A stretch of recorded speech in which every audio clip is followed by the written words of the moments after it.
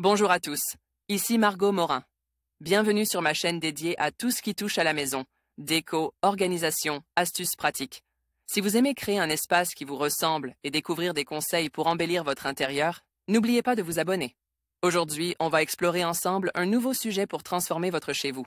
Prêt? C'est parti! Bonjour à tous. Dans cette vidéo, je vais vous parler de la déclaration de travaux préalables et des situations dans lesquelles elle est nécessaire. Que vous soyez propriétaire, locataire ou simplement curieux, il est essentiel de comprendre quand et pourquoi il faut faire cette démarche. Je vais vous expliquer les différents cas où une déclaration est requise, ainsi que les étapes à suivre pour la réaliser. Restez avec moi pour tout savoir sur ce sujet important. La déclaration de travaux préalables est un document à mettre en place avec la mairie.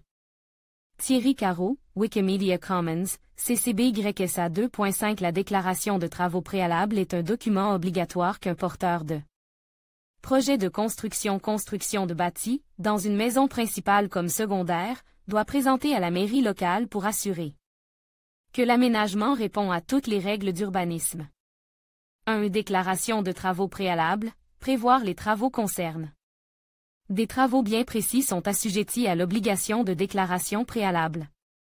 3 catégories peuvent être définies avec des travaux qui aboutissent à une emprise au sol de 20 mètres carrés, la construction pouvant aller jusqu'à 40 mètres carrés à condition de passer à un permis de construire, avec des œuvres de ravalement et de transformation d'un local, lorsque une habitation devient un bâtiment d'entreprise par exemple, avec la mise en place d'une piscine dans le cas d'une taille de bassin de moins de 100 mètres carrés. 2.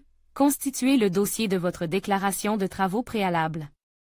3 formulaires sont à remplir en fonction du projet à présenter à l'administration et le dossier, avec des pièces complémentaires, doit être présente en 2 exemplaires. Il faut ensuite prévoir un mois d'instruction après lequel le porteur de projet a 2 ans pour initier le chantier de construction. Il peut arriver que l'autorisation soit refusée. Dans ce cas, le demandeur peut reposer un dossier voire saisir le tribunal administratif. Dans tous les cas, les courriers de contestation doivent être envoyés en lettres recommandées avec accuse de réception.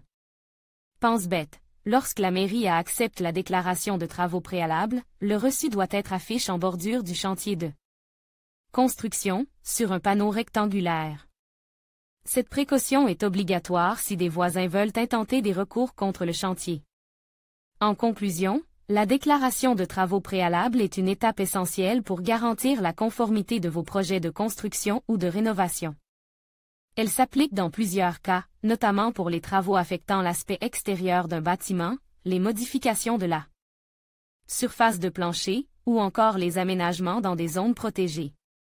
Avant de vous lancer, il est crucial de bien vous informer sur les exigences spécifiques de votre commune afin d'éviter des complications ultérieures. En respectant ces démarches, vous assurez la pérennité de vos projets tout en préservant l'harmonie de votre environnement. Merci de votre attention et à bientôt pour d'autres conseils pratiques.